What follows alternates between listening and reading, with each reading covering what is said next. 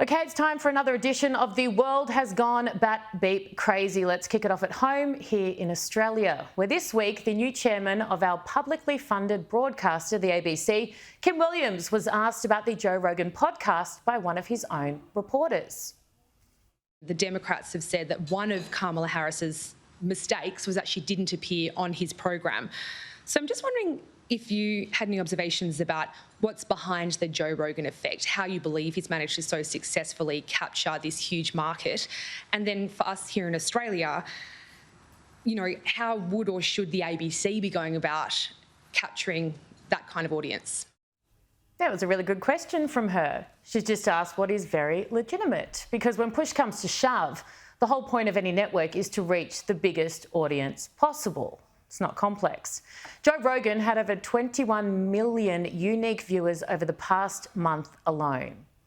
Now, I know we fund the ABC, so the pressure to perform is felt significantly less there, but it shouldn't be. It should be felt more. They have 20 million shareholders, and let me tell you, the vast majority of them, A, don't watch, and B, see no value in their forced investment. P.S. Joe Rogan has more viewers than Australia has taxpayers. But I digress. Now for the absolute cracker, and that's his answer. I personally find it deeply repulsive. And to think that someone has such remarkable power in the United States is something that I look at in disbelief. I'm also absolutely in dismay that this can be a source of public entertainment when it's really treating the public as plunder for purposes that are really quite malevolent. Could he have put it any better? No, and not in what he said. That was utterly ridiculous and just not true. But the fact he said it and potentially believes it demonstrates beyond any doubt exactly why they don't have an audience within a cooee of Joe Rogan's. They don't get it. The bloke rates through the roof, doesn't do anything malicious, doesn't prey on people or exploit them. He's curious, he's real, and drum roll, he's entertaining.